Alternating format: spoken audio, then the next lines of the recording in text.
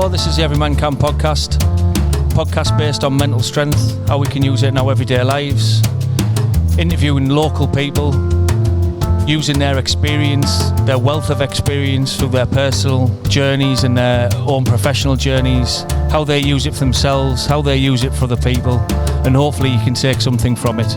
We hope you enjoy. Hello and welcome to another...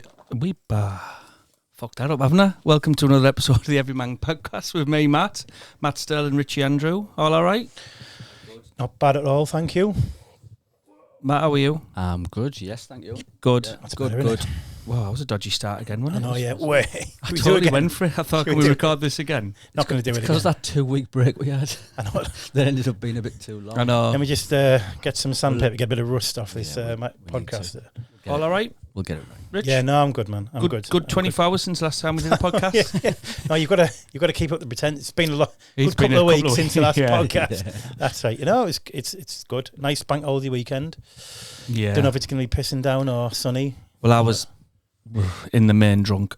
Oh yeah. Yeah. Friday I went out with Danny from work for a few beers, then for food. Saturday, Ivy's birthday, parents, few beers, food, and then after the podcast on Sunday, I ended up in the club for a football presentation. I was only going for a couple of hours, strolled in at 11. Mullered. So yesterday, I got up, went to Helmsley, nice walk, got to Sorkpool, beautiful. Good day yesterday. Nice. Had a good weekend. I need to just... Good to hear it. Good to hear it. Well, we had a pretty chill... We had one of those days yesterday. It was like, should we just do nothing? And then you ended up just turning the house inside out. Do you know what I mean? So it was just not low, like it was half the day, but the other bit was like in and out of the sun trying to Well, enjoy while it. we're on about your house, so we meant to be somewhere else today. For whatever reason, them plans changed last minute. So Richie kindly just said, right, come here, we're in the man cave. It smells nice and clean anyway. For once. I only put a candle on because I came up here, thought I'd sharted. Just did a nut, and I was like, I better light a candle or something, do you know what I mean? It's a bit different for us because normally we're in a location. Exactly. This is good. Aesthetically, it's a bit nice. different, but we've got another good guest, so for me, it doesn't It's matter. nice and warm in here as well. And Matt Sterling's got his t-shirt on, he's showing his tattoos off. Faming, In fact, I got a faming Warm, tattoo, eh? isn't it? It's only 8 off. What's that say? Blue watch? White, actually. Yeah. So Richie, would you like to introduce our guest today? Well, indeed. Been looking forward to this one. This is a man I've known for a little while. Introducing Joe Hilton. He was a self-help author, a speaker and coach, specialising in mental well-being and personal growth. And there's a whole lot more to Joe than just that, I'll tell you. So, welcome, Joe. Hello. How are you doing? Sound? Bring that mic just a little bit closer to your mouth. There you go. How's that?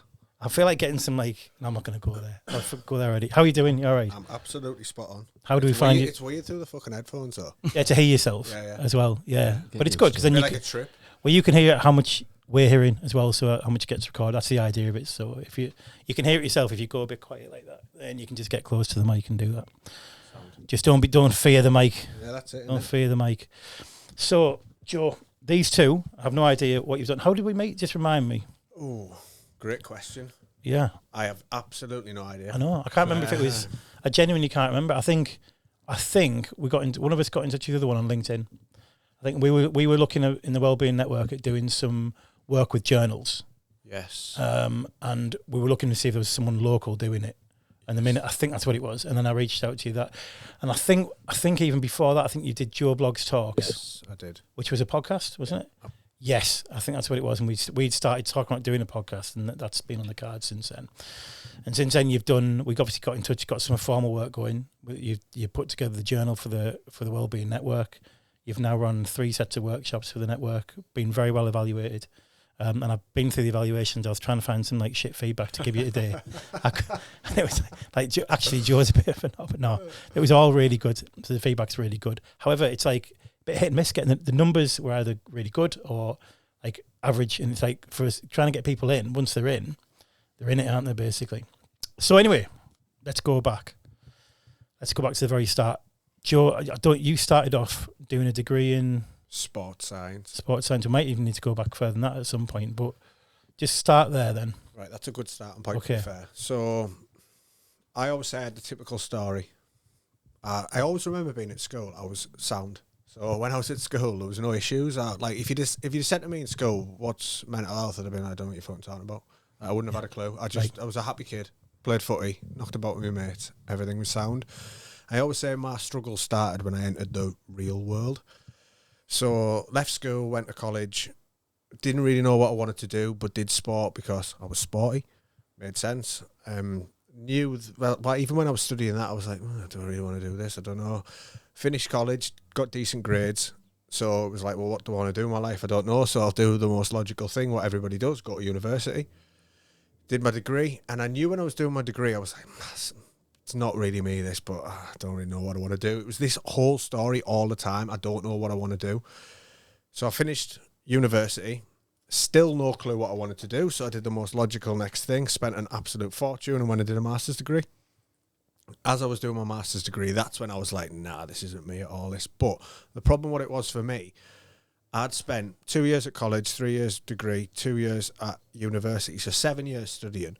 And I don't regret any of this now, because it's actually led this path, but I'd spent all this time studying, and all my friends were coming out the trades, getting houses, buying cars, and I just had this, like, where am I going with my life? What am I doing?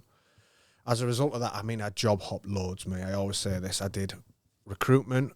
Thankfully, I had a great boss. I worked in recruitment for 4 years, worked in construction, worked in hospitality, did everything. I worked in Sports Direct for a day. That was fucking horrendous. I did everything. you name it, I did it. And I just had this... We're trying to get sponsored by them. Wasn't that bad, was it, Joe? No, it was all right. But I just had this, like, I couldn't get over this idea of, like, everyone was saying, it's just life, get on with it. And I was like, it's shit. Like, you get up, you do something you hate, to work till you retire, to then die. I was like, fuck that. This isn't life. As a result of that, really bad mental health. I was partying every weekend, sessioning every weekend. I always say as well, just to be clear, that wasn't, my party lifestyle wasn't the cause of my poor mental health. It definitely didn't help. There's no denying that. And I'm not naive to that fact. But the reason I'd spend every weekend in the pub partying is because I just wanted to run away as fucking far as I could from the fact that I hated my job. Yeah. And again, with that, it's not a judgment or anything. To simplify it was a lack of purpose. There was just this feeling of, is this it? Anyway, struggled. Finally went and got some support, got some help, went to counselling, went to some support groups, and then I started talking about stuff online with one of my best mates, Josh, and we started Joe Blogs Talks. That was one of the best things I've done. I'm like watching news and here, and I'm like, oh, fucking hell, it's just class cracking it. You're just talking with your mates, you're having a bit of crack and whatnot, and we did that, but I fell in love with the field of mental health and personal growth, and Josh was working full time, and he loved his job, and he was like, it just wants to be a hobby. And I was like, well, I want to make it something, because I've never had a purpose, and yet I'm doing something now that makes me feel alive and like I'm like making a difference. I wanted to make it a job, and then Nathan approached me with semester student planner. Literally, it was 3 on Saturday, so I've been doing that, working with students for the last 3 years. Growth planner for about the last year and a half, and it's just managed to keep me in the field, helping people, and love it. Can I just come in? Yeah, man. Really interesting. I was having a conversation with a lad today at work about young lads coming into a working environment who are trying to be wise beyond the years and trying to be older than the years, just with some of the things they say, like young lads going, I mean, our lass are going here, and I look now and I think, I probably used to use that terminology, and it's like, you ask them to do something that's quite, they're trying to give like a more of a adult-y answer than what their age suggests. And we were discussing today at length around lads, I think, between the age of 17, 18, 19 to about 25, 26, you think you're in this grown-up world because you're working or you're going to uni, and it was really interesting because I wrote it down. I just thought straight away, we was on about this today, but you don't know what adult life is. And when you're saying you're seeing your mates getting houses and having to pay bills and stuff, and looking at them, they're growing up, and you're thinking, well, whoa, that's not what I thought adult life was. Yeah. And it's interesting. I see with a couple of people I work with, it's not like a bad thing. I look at them and it makes me laugh inside, because I think, God, they're trying to be like wise beyond the years, and for men, obviously females will go through this as well, but men, I look back at that today. So when I left my friend at work, I was reflecting on that time. And I was probably the same, like, wanted to be that grown-up 22, 23-year-old, but I still didn't know what I wanted to do. I had an idea I wanted to join the police, but what that looked like, I didn't know. And the reality of it all is really different. So it was really interesting that what you said there about that. It is, and I think a lot of people, one thing I always say to young people now, you're not meant to have your life worked out. I thought I was supposed to. And I thought there was something wrong with me for not knowing what I want to do for the rest of my life. And we've got a young apprentice at the minute. She's going through that transition where she's like, I like a bit of content, but I want to try this. And I'm like, fucking do it. Like, do it. You're not trapped in the sense of, like, I've always said to her, like, your well-being comes first. We'll do everything we can to support you as a company. We'll try and mould things to fit you and what you want to try. But I'm like, don't be worried if you don't have everything worked out. And like that, I think that was the mistake that I made. But yet, because of the culture I was brought up around, like, I'm hardworking, my dad's hardworking, we're a working class town, everyone's hardworking. A lot of people have done the same thing for a lot of years, and they've worked in a job for 30 years. They go up on a Friday. That's what they do, and it's just the mentality. But I was like, this isn't life to me. Like, this does not feel like life. And in my next book that I'm writing at the minute, I've put in a quote at the end, and it was about it's along the lines of something like, when I was a child, all I wanted to do was grow up, and then when I became an adult, I realised it's a trap. Fucking hell, I never want to stop being a child, and it's so important to me because I do a lot of stuff now where I go camping, I go outdoors, I'm out in my van. And I'm like, it's an element of freedom. It's an element of, like, fucking hell, for like a period of time, I'm just being a kid again.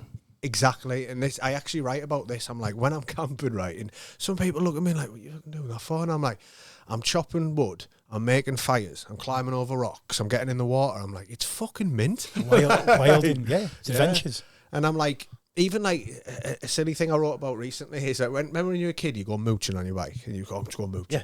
Go mooching about. Like, I've started going mooching on my bike. So I started, like, just now biking about, like, so, like, round to go to the gym. I'm gonna mooch on my bike, and it's just like that. Do you have a scarf over your mouth and a hoodie? No, but like, because like, even my mum's like, fucking hell, Joe, you need to grow up, stop wearing trackies and that. Like, you're 33 now, but I'm like, I don't care. I'm like, this is me. Yeah, you know what I mean? So it's interesting. You said there about comparisons, really, because you're looking at your mates doing that and thinking, and I mean, your brain's going, they've got their shit together, they're fucking adulting or whatever shit, and like that's the funny thing is they're probably looking at you and going, oh, he's got all these freedoms, he's not tied down to this shit, I'm not even enjoying it. And this comparison thing, it's what a waste of time. And one thing I've come to realise learning this field, and this was what I found out when I started sharing my story, because this was the biggest shock to me, because I was this bit of a loud twat when I was younger, and I'd be out in the nobody had a clue because then some things never change. Do you know what I mean? Like, it's. I think we're about 15 swear words already. Sorry, I can't help it. I'm shocking.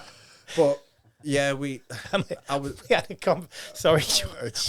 conversation. He rang me up once and he's like, Rich, I just want to check because I've just come off the back one of the set. He's like the second workshop in the new, and he's like, yeah. Do I say fuck too much? And I was like, you just say fuck as many times. You got to be you, Joe. I mean, people will tell you if it's too I know sometimes I do get carried away. But like, why I say it as well is like when I'm talking to you to feel comfortable, I talk to you like I would if I was in the pub. It's just that's how it is. And but where was I going with that? I've lost train of thought. So when you were saying that when you were in the pub being loud, no one had a clue. Yeah, so no one had a clue. And then when I started talking about stuff, what I realised is actually you're not the only one. So when I started sharing what I was going through, the amount of people who come forward to me, I was like, is this really that bad? Like, it's everywhere. Yeah. And I've got a lot of friends who they've never had mental health issues. I wouldn't wish it on them, and it's like great. But then I've had a lot of people that when I've shared stuff, they've come forward, and I've just been like, It's interesting, isn't it? So if we use the term mental strength, obviously the podcast is mental strength. How would you describe mental strength? What do you think it is? Quite an open-ended question. I think it might sound like a boring answer to this, but I think it is relevant to the individual. So one thing I always say, particularly with mental health, is there's no one size fits all. Because if there was, we wouldn't have all these problems, would we? Because you just go, this is the solution, do that, and you're sorted. But I think it's fundamentally, for me, understanding who you are And that's a lot of self-awareness. And that can change as well. So when I started the business, I was convinced I'm going to build this business. I'm going to become a millionaire. I'm going to scale this. I'm going to do that. I'm going to take over the world. And then over the last few years, I've been like, that's actually not what I want either. So I think mental strength is actually being able to constantly go like almost deep within yourself and understand who you are as a person and what your triggers are and what works for you and what you find hard. And just the thing is as well with this, one thing I always say is I'm not fixed. I'm in a much, much better place now than I was many years ago through a lot of work. But it's constant. You don't know what's around the corner tomorrow that'll go through a Inversely then, is mental weakness, is it not doing the work to work out who you are, living the life that other people want for you rather than what you want for you? And, you know, if that's mental strength for you, is that what weakness is by it? Good question, challenging question. Because I wouldn't like to say someone's mentally weak for this or for that, but one thing I do believe in, and I think this comes down to mental strength, is I do believe, and this sometimes gets a bit of slack, but I do believe it's up to us. So what I mean by that is I'm not saying it's your fault if you're going through challenging times, but I do believe it's up to the individual to want to do something. And what I mean by that as well is that could be going to a counsellor, but you have to say, you know what, I'm struggling here. I need to go and get help. And our whole philosophy is about being proactive. So I'm always thinking, what can we be doing to support ourselves? That's it. I'm always looking at things now, like in the sense of, if I'm starting to struggle a bit, I start looking at my life, like where do I feel a bit disaligned? Am I not seeing my partner enough? Am I not spending enough time camping? Am I working too much? What's going on? And that's self-awareness. So it's that constant evaluation of where am I at? What do I need to do? What do I need to change? But fundamentally, it's what can I do? What can I do to support myself? Because fundamentally, I think we have to. Yeah, I think just jump in. I was talking about this to a friend the other day, and firstly, I love how he said just it's down to that individual, because you did right. If there was 3-step process for every single person, we'd be all fine. Yeah, we're not. Yeah, we're not. It's down to that individual. And I love that you said that, and I love that you think like that. I think going to the point of I'm lost there. Sorry, no, going to the point of where you said that I'm totally lost. I'm sorry. I was thinking way too much there. So it's about it's like doing what works for you. Doing what works for you. Not ignore. There's an element I was picking up there about not ignoring that internal conflict. So if there's something that's chewing you, don't ignore it, basically. And there's an element to that about what you're saying. I know there's part of your journey, part of your story is actually going to come to that. There's an element of this going on there. Just struck a nerve with me that, and I welled up. That's why I went back from the microphone. So Christmas 2021, a day after I thought about being not here, I got up the next day and rang my boss at work, who was an angel for me. Now, just without her, I might not be here. And I just said, Emma, I need help. And I need help, serious help. And so she just dropped everything and met me at work. She was on leave. And and I'm so proud that I had that self-awareness. And I think self-awareness and, like you say, knowing when you're at that rock bottom. Because let's be right, we all have bad days. I've had a bad few weeks. I'm still, like, I can't get out of it. But it's a bad day, mental health problem, or is it just a shit day? That's it. But when you know, and when you're like, no, this is too far now. Yeah. And I think we're very quick now to label mental health and lack of mental strength or whatever it is with young people now. Young people are getting taught in schools about anxiety, and actually, you're just having a bad day. You've woke up, it's a bit shit, weather's shit, you feel a bit crap, hormonal, and I think society now has to get that differential right now of not everything is a mental health problem. Yeah, we are not emotions, actually. Yeah. And self-awareness of your own self is knowing that and accepting that. Yeah. It's almost like if we've gone too far. It's like... Yeah. No, it has. One thing I've said this for years working in this field now is it's like, it's everywhere, isn't it? And I know that. And everywhere you look, it's mental health this, mental health that. I think one thing you said there is label, and there's a whole idea around labelling theory, and I know, because I've done this myself. I've done the whole, I'm broken, I can't be fixed. I'm broken, I can't be fixed. I've worked with people. Victim yourself. Essentially, almost, yeah. And I've sometimes walked into an organisation, and one thing I always say for me, like, I'm a coach. I'm not a counsellor. So if somebody comes to me and they are suicidal, I know how to have the conversation. I know how to support them, but I'll signpost them. I'm normally working with people who say, I want to make a change, because then we can look at how we're going to do this.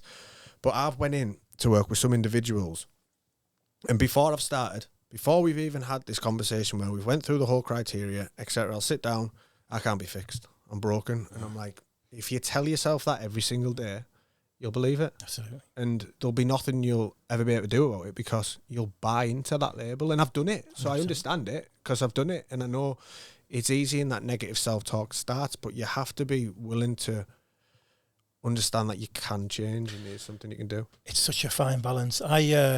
I remember after my mate died in the car accident, it was about 4 months later, and there was a lass actually at work. We didn't usually we sort of had this odd relationship. We didn't always get on that well. And she was a nurse anyway, and Vicky, and I broke down in the car crying my fucking, it was like everything just hit me. I was trying to fucking, be the big man, fucking get on top, support everyone else with all their problems and dealing with it all.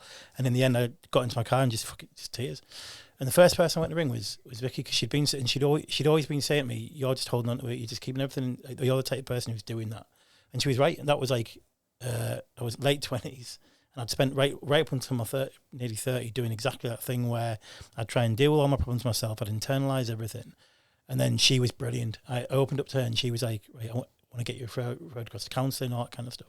And I did it. And it was like, to make that decision was huge, because it was really about acknowledging. The main thing for me was, it was acknowledging that I wasn't being able to do this without some type of support. And so while the counselling and the therapy helped, for me it was more about like self-educating myself, kind of take myself on a journey where I could have a conversation with someone and make it all okay. Do you know what I mean? I sort of make those conversations okay, and realise that to be able to do that, I need to be able to face some reality myself. However, the other thing I always say is, medium long term, therapy might have really helped to open my mind to that. What really helped was all the other things about me. Who am I? And what is it that actually, who's the authentic me? Who's kind of, what are my values? What's driving the decisions I'm making? And that became more than a 10-year journey to get to that point. But opening up to it was the first thing. 100%. And I think as well, can I just jump in quickly with that? Because I think, I always say this, I'm my number one client. So the reason I'm so obsessed with this field is because fundamentally, I've been spending 5 years trying to understand myself. And by doing that, and that's not me saying, I've got everything worked out. Nobody does. But by trying to understand myself and understand all these things about me, I've learned all these tools, which I can share with others. And I think this is, for me, this is one of the critical things now with mental health, and one of the challenges I think we're facing. I think talking's a starting point, especially for people who struggle to open up, because we know, particularly in this area, ego, pride, everything gets in the way, and we still need to tell people that it is okay to talk, because if you're at that crisis point, talking is a starting point. But for me, it's not enough. We need to be teaching people tools, because you need to be able to help individuals go, right, what is self-awareness? Like, how do I handle my emotions? Okay, what is this feeling? Why might this be happening? And giving them the tools so that they can help proactively do it themselves. And I'm not knocking talking. It's huge for a lot of people, but I just do not think it's enough anymore. No, it's not. And the real problem is, it's seen as like the gold standard. So it's like, have you got a mental health problem? Yes. Right. You need to either go to therapy or take a pill, or both, or. But actually, there's a whole lot more to that. And I do think for some people, therapy leads you into that quite well. For a lot of people, it's got so bad that they need therapy. They need the sort of clinical mental health support alongside loads of other well-being stuff that they need to. So for some people, it's about finances, relationships, homelessness, you name it. There could be all sorts going on, and it's like, well, no wonder you feel like shit, But for a lot of people, this is about, we're talking about resilience, aren't we? We're talking about mental strength. We're talking about how you protect yourself from getting to that point in the first place, or reflecting on your experiences and constantly improving yourself. That's what growth is, isn't it? Like, looking at, actually, why did I do that? How can I do that differently next time? And then just slowly making adjustments till you and constantly refining yourself, right? Definitely. So we'll take a quick break. We'll come back and we'll talk to you. Let's have a conversation about the journals, how you got into the journaling thing. Go deep. We'll have the conversation about that, about, what was it, the blog that you wrote, the original title. We'll come to that in a sec as well. Thank you. We're just having a quick breather from the podcast. Just to let you know, you can find Every Man Can on all your normal social media platforms. You can also get this podcast and all of our other episodes wherever you get your podcasts from. All we ask, and this is the only thing we will ever ask of anybody, is that you like, share and follow everything that we do, because all we do this for is to help and inspire other people. Thank you. So, just one thing before we move on. I think what's happened to me over the past year is because I'm quite open about how I am, and you are as well, and used to are. You attract people in who want the help, who might not necessarily want it, they just want to offload onto you. And I think what I'm having to do at the minute is push back a bit and not help people, but people come to you a lot with like trivial stuff as well, and it's draining.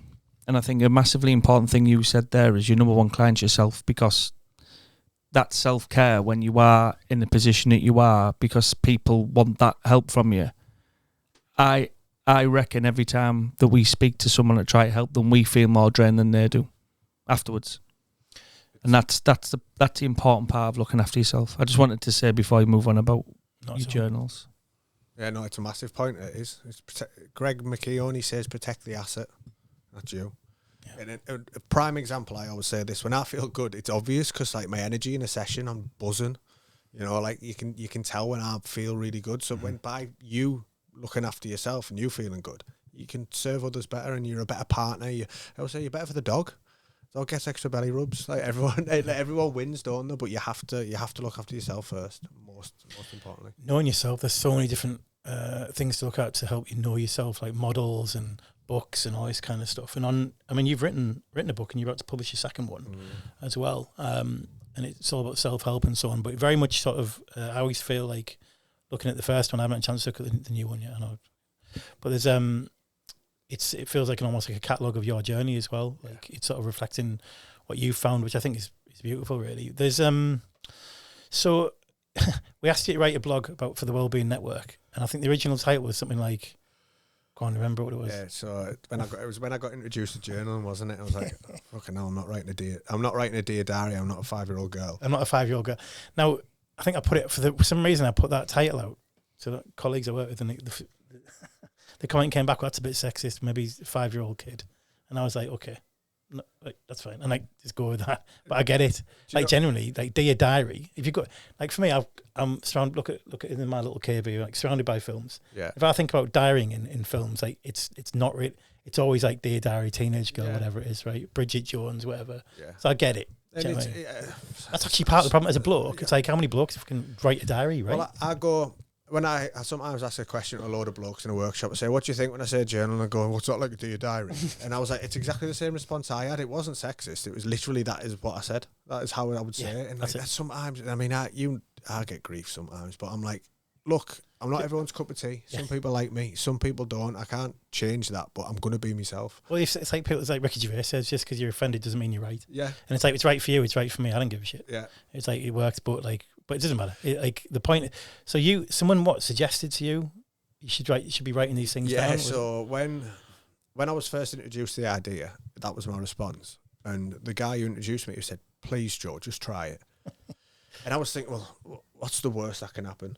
You know what I mean? Like, it can't get much worse. So he was like, "Try it anyway." So I remember just writing stuff down and instantly feeling like a bit lighter. I was like, it's all right, it's not too bad. So I just kept doing it. And how I described myself, right, when I was going through my worst moments would be, I would argue with myself from morning until night. So I just wake up and argue in my head all day and all night, and it was unbearable. So when I started, can you remember any of the type of thoughts? It was like, it'll all have been negative self-talk. I should do this, but if I do that, other people will think this. Yeah, and overthinking stuff. Yeah, I mean, one thing I learned as well, 100%, even if I go back to the start of these questions, it used to be very much like, why we're here? There's got to be more to life than this. Like, I used to be like, what? Isn't it mad we're here? And I was like, what are you on about? Like, what are you going on about? So I've always been a deep thinker. My dad says I'm deeper than the ocean. It's just like, I don't know what you're doing, mate. What are you going on about? But I've always been that type of person. But by journaling, it just allowed me to have a space to do it. And then, so initially journaling was very much just like, write your thoughts down, how you're feeling, get it out of your head. fantastic, I feel great. There's something called cognitive diffusion, and it's this idea of like you step outside of your thoughts. So all of a sudden, all this stuff that's circulating in your head, you see it on paper and you go, oh, that's not necessarily true. And what am I overthinking about that for? And you just get to objectively see it. But then journaling takes another step when you can either just pen to paper or you can use guided journal prompts. So that's what my next book's got in. It's got loads of guided journal prompts, because what it's actually doing is asking you a question and getting you to think on it. And that's self-awareness, because you're starting to learn, like, what are my values? Like, what do I stand for? There's something in my new book about, like, what's my life philosophy? Because fundamentally everyone's is different. But I find journaling is just a place where you can go to, where you can learn about yourself and then set goals, change habits, all that type of stuff. It's not for everyone, but it's just been a tool that for me I couldn't imagine not having. No. I was astonished. Excuse me. When the brief from the network was, we need to put a journal together.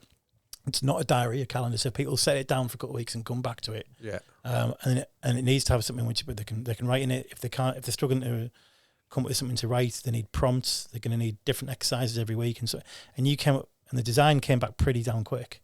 And obviously we consulted with some members and stuff, didn't we? And I was like, it's absolutely superb, and the feedback on that journal has been fantastic. I've tried different types of journal. This is the best one by a mile. Yeah. And I was astonished at how many fucking ideas are in there, and it just kept going. So it's very much about different ideas and progressing. Like the last thing that you've done, and it seemed to be in a methodical order as well. Yeah. It's fucking. I can't even remember. It's one. Obviously, you start about looking at your goals. Yeah. And then you start. There's a bit about values and so on. I just think that's so. How many? Some people seem to go through life. Probably a lot of people. I definitely did. Which is like just reacting to the world, not setting intentions, not just like going through like autopilot. And it's like the minute you stop, start asking yourself the questions. Like it's amazing what comes out, and part of you goes, fuck, I've wasted the last 10 years. I could have been doing it. Do you know what I mean? Do you ever get that? Yeah, definitely. So just for everyone, and myself included, more importantly, because I get the concept. So I'd like to do a bit of a scenario with you. Yeah. So you're helping a young person, say 14, 15, who's struggling emotionally, might not be doing well at school, struggling at home, lots going on. When you talk about journaling with that, so what and why I'm using a young person is so we can set them good habits. Yeah. So as they get older, they still always refer to them good habits rather than, find it too late in your life or what, like Richie touched on. So what would you recommend? So that's a scenario. You got 15-year-old, young person, deprived background, whatever it is, struggling. How would a journal help and how would it look? So for me, it'd be getting out what's in your head onto a piece of paper. So like what's causing you stresses, what you're worried about, and writing about that, and then going into the emotions as well. So when we talk about emotional intelligence, again, it's shifting this whole thing. But I think it's in philosophy and Stoic philosophy when they talk about like the closer a man, it's Marcus Aurelius, the closer a man gets to calm, the closer he is to strength and things like that. But for me, emotional intelligence is like understanding why you feel like that. So I used to be just angry at the world. Is the best way I could put everything. Like if I was stressed, I was angry. If I was naturally pissed off, I'd be angry. Like if I had a bad day at work, I'd be angry. And I just carried all of this emotion, but it's because I didn't know how to deal with it. So everything just come out in frustration or anger. So and I always say this, by the way, I'm not perfect with this. I went to skip a couple of weeks ago and threw the skip across the thing, and afterwards I was like, oh, I'm talking about this fucking emotional intelligence and I've just lost my rag. So it's not like you don't get it perfect, but it's about learning, like, where's this coming from and what's this mean and why does it make me feel like this? And it's only by doing that. Like I say, my dad says I'm deeper than the ocean, but it's about understanding emotions and how the... So when you say journaling, is it set out... To me, in my head, I'm seeing it as like... Have you got an example? Yeah, I've got... This is more of a planner. So go back to the scenario. Yeah. How would a young person who might be listening to this think, right, I might not want to tell anyone I'm journaling. I might not want to tell anyone I'm planning anything. Yeah. Because it sounds like I'm writing a diary. Yeah. But I need to get this down. Once that's down, what then? So it'd be starting off, how am I feeling? Simple question. And then write about how they're feeling. Why am I feeling this way? Then we'll journal about that. And then it'd be a case of, right, okay, like, is there any support I can get for this? Like, what can I do about this? And just using guides and prompts and things like that to just take them on a journey. And it's, again, with journaling, because there's so many different forms, like there's essentially, like, that's like my planner. And that's very guided. That's very structured. So it takes you in a certain way. So you set goals, okay, and then you'll set that's got things like my daily wins. So it's guiding you to write my daily wins. And that's based on positive psychology because we've got a natural negativity bias. So as humans, we look for the shit straight away. So you've got like quite a structured journal. Some people free flow completely, and some people will look at a journal. I don't even know what I write. I don't know what to say. I might write one word. There's doodle journaling. There's loads of different forms. Honestly, it's simple. I would say if you were wanting to start journaling, I'd just go into Google and go, give me 10 journal prompts for how emotions, and it'll give you some questions. Think, right, I want to answer that one. And then it's just about using that, because a lot of people do start and they go, I literally don't have a clue what to write. That's why we put the guided questions in on purpose, because for me, I can now just, it's probably because I've done it for so many years, but I still, even now, so I've got guided journals and I've got all this type of stuff, but if I'm having a really shit day, I'll write everything down going on in my head. And I remember doing this, I shared this in a workshop not long ago. I was really struggling and I was like, having a hard time, and I was like, right, I'm going to journal, I'm just going to sit. 6 A4 pages later, just wrote everything down, just went absolutely poured my soul out, read it all back and was like, fucking hell, everything I was worried about was in the future. And what journal allowed me to do, now I understand it. So I'm going, that's a bit daft really, isn't it? And it's not saying, it's daft to be if you're worrying about something in the future, because it's not like people worry about all types of different stuff. But what it allowed me to do in that instance is rather than going on it here, it was on a piece of paper, and I went, oh. Don't you think it's part of it? It's like reading someone else's shit. So it almost feels like less of your problem. Yeah. Like you would worry for other people, especially if they were closer to you. But it sort of feels like you sort of draw a bit of distance between it. When you do that, that's this stone thing, isn't it? Where if you hold the stone up close, it looks like a mountain. You hold it, and all that kind of thing. But it would also make you realise, if you are emotionally intelligent, how, without being disrespectful, daft you're being. Yeah, 100%. Because I have arguments every day. No, but I play out arguments in my head that I'm going to have with people that are never going to happen. Yeah, that's right. And and then I have to sort that out myself, and I know how to do that now. Yeah. But I also, there's stuff going on with me at the minute that's completely not out of my control. I have no control over it at all, and I haven't for 3 years. And I thought I'd grasped that, but I still struggle with that now because it's out of my control. But if I was to, and I've wrote stuff down before and burnt it and sent it away and everything else, and you do realise, do you know what, you're being daft there? Yeah. Is that where my check is?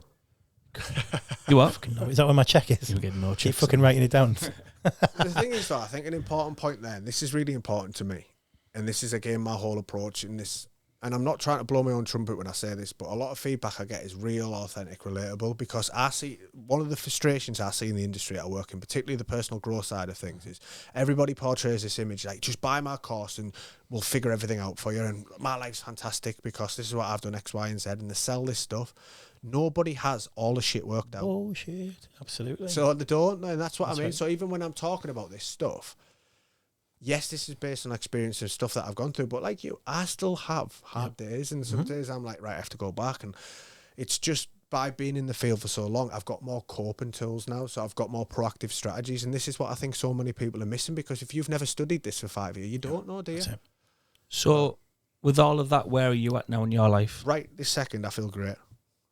Feel great. I do, like, genuinely. Overall, do you just take it day to day, minute by minute, hour by hour? This is, I think, as well, going back to the self-awareness, I'm going on, it sounds like a proper hippie now. I don't know how we made it. Oh, Richie would be loving this. Let me just levitate for a second. Yeah, but it's I've been called a spiritual chav, a chippy, which is half chav, half hippie. But spiritual chav? Yeah. So, chippy. Spiv. He's a spiv. I remember I went to Tomorrowland Festival the other year with my best mate, right? Nice. He was going around, and we had a proper mint time. Banging. You know what I mean? So I was like, I'm having a blowout, we're going for it. And he was walking around, and it's just my best mate, and he's a proper like hippie and like spiritual and that now. We were like, yeah. But it's like, when I went on this sort of journey, it was like very much when I started business, I was like, I want to do this, I'm going to build this. And I realised like my mental health struggles for years was, I was lost in terms of I didn't have a purpose. I didn't know what I wanted to do in my life. Now I love what I do. A lot of my stresses now and a lot of my challenges come from stress and overwhelm. So I'm trying to put a lot of focus into that now.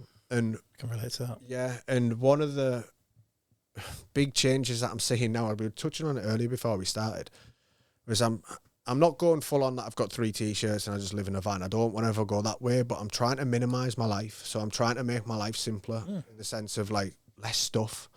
Like I'm getting more enjoyment out of the little things. And I thought when I started the business, I wanted to build this huge thing. I'm like, actually my goal is now, I want to work 4 days a week. I don't need to be a millionaire. Like, because this whole hustle culture we live in, I think one of the big reasons that I think we've got such challenges in our life, and not everyone will agree with this, but we've always been taught work hard, work hard, work hard. But actually, isn't life meant to be about living it as well? Like, aren't we supposed to like enjoy all these things outside of work? And like, for me, that's what I want to have a balance of. So yes, I love what I do, but I fucking love camping, and I love like spending time with my partner and going on dog walks and having this time to do this stuff. So at 65 and you retire, you should have done it all. Yeah.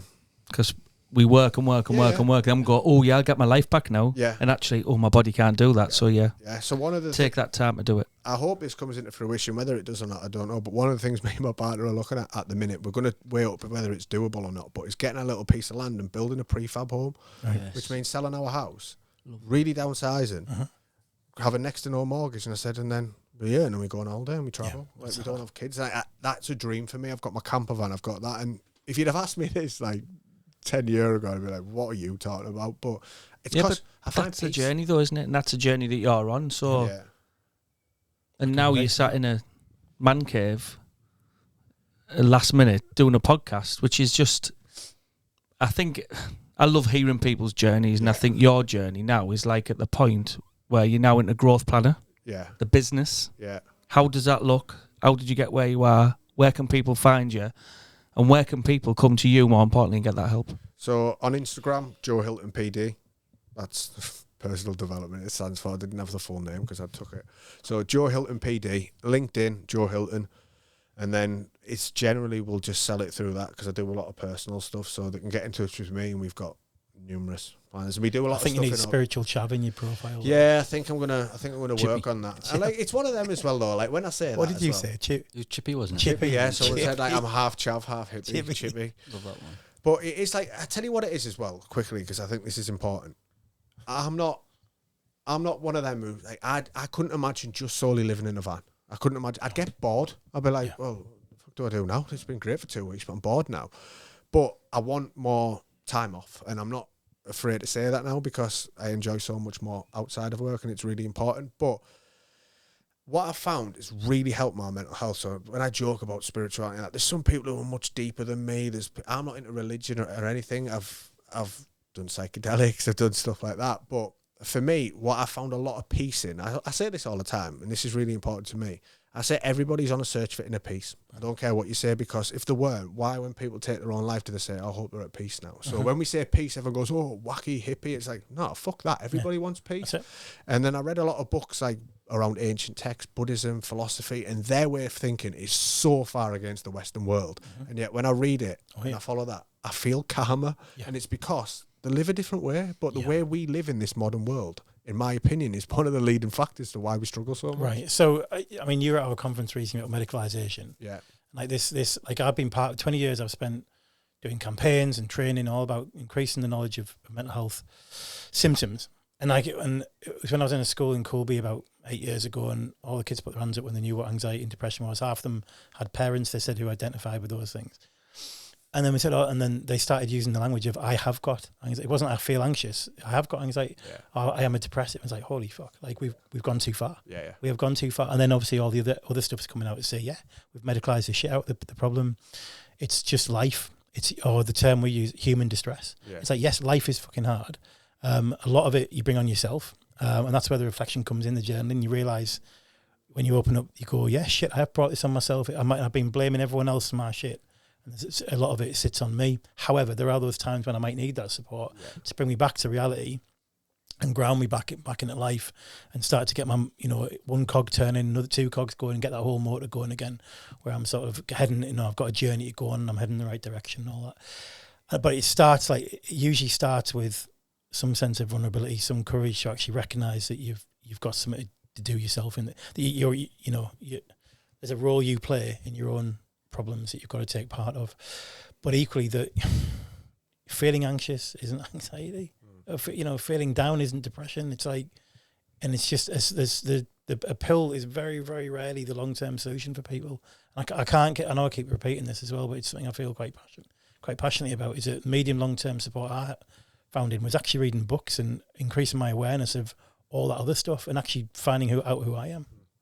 100%. That's proactive, isn't it? Isn't it? It's teaching yourself the tools that you need to be able to manage. But I was lucky, you know, I could support. I didn't used to have knobheads as mates who could have led me down a completely different path, and would have. And some of them ended up in prison and all sorts. And it's like, well, okay. So people who don't have that, don't have any other supports, have never had any reference points about kind of, you know, aspirations and actually the fact that they can get out of the situation they're in, or just, you know, all they're having to do is just survive and stay alive in terms of like the life they're living. It's hard. So I get it. It's like, you know, you hear the stories of lads living in different areas and they're on a different path completely. So it's not that this might sound a bit middle class to some people, the journaling thing. It's not where they need to be, but if you're someone who's just trying to find, I think someone who's ready, I say sort of change ready, is at the point when they're ready just to find some direction.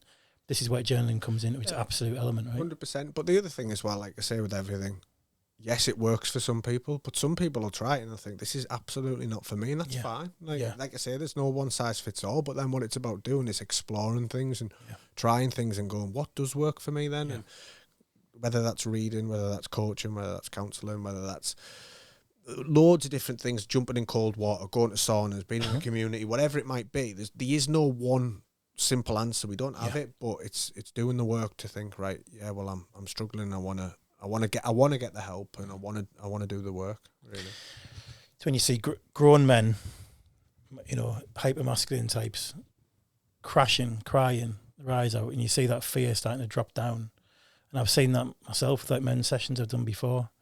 It's like there might be blokes isn't this, or partners of blokes, and I'm thinking, yeah, I'm recognising this. Actually, what can look like on the outside like someone who's got all this shit together, hard as fuck, whatever it might be. Actually, what comes along with that is fear, because it's like putting on a face, isn't it? And I think, do you have any people like that in your sessions, or any people you've coached who've sort of had to let go of some of their man shit kind of stuff? Yeah, I think so. I think it is. I mean, one of the best events I ever ran was when we did Joe Blogs Talks, and we did a free men's mental health event, like just all male focused. And we had a guy called Paul Venice come down, and he spoke about his journey. Cracking guy, like really hard lad. And he shared everything that night, and like fucking fair play to him. Like he left everything on the table, and by the end of that night, all the lads were talking to each other. And I was like, this is where. So when I say about talking, this is why it's important in the sense of, I'm not saying it's enough, but by talking is a point of being in a room, being vulnerable with other men. You realise that you're not on your own, and you can share and you can help each other, really. But you've got to do more than that. Once you've done that, like, what else are we going to do now? But yeah, that was one of the best things I've had. But yeah, you see the walls lower, and that's then you see, and it's only the truth is, it's only by lowering them walls and talking about it and getting the help, that's when you can do something about it, isn't it? Like this. So this is why it's like it's important, because once you recognise that and you own that, it's like, right, fucking hell, I can do something about this now, and I'm going to work on it, and you'll start to feel better, hopefully. So, what's next, Joe? What's next for you? The book will be my one thing. I talk about stressing overwhelm. I set too many goals at the start of the year, and I was running around like an idiot, and I was like, why am I doing this? It's not. I'm trying to simplify my life, and I was going to do this, I'm going to do that. Right. Went down to 2, so I'm going to get the book out I'm aiming for Christmas. I've just finished the last draft. I'm going to do all the reading, get it. I'm self-publishing it this time. It's called Another Fucking Self-Help Book. Yeah. With loads of swearing in. But it's just how I talk. But that is literally the reason that's written in such a way. It's simple 1 chapters, and it's all tools. So it's based on the Great Dream. So it's got 10 steps around all that stuff. It's based on PERMA, and it's just coaching tools and journal prompts. And it's like, some people will read 1 chapter and go, yeah, I get that. Some parts won't be relevant there. It's got a bit of the wacky stuff in. It's not like totally woo-woo, but it just shares my journey. So I'm aiming for that for the end of the year. That's the main thing, really. And then the businesses are doing good. We've got a couple of contracts coming up with like local universities and colleges, a couple of businesses, and just keep showing up, really. And you do these, as I said, you did a bespoke journal for the Wellbeing Network, and that's been very well received, based on, like you said, the Action for Happiness, Great Dream, and the Wellbeing PERMA model. Brilliant. And I think the feedback speaks for itself. So if you want to get in touch, find you on you're on LinkedIn as well, aren't you? Yeah. Joe Hilton. Look him up. He's you can hear how passionate he is about the work he's doing. I think he's authentic. You know, he's not saying anyone's perfect, but he'll he'll be able to help you down the road with a lot of the stuff that people will be looking for. Anything else, lads? All right, Joe, thank you so much for coming down. Thank you. Chatting to us. Fantastic listening to that. Thanks for having us. It's been good crack. I know I've swore a lot, but I didn't think anything else. Do you want to swear again? Just being your authentic self. Yeah. Hold on. What did you say there, Joe?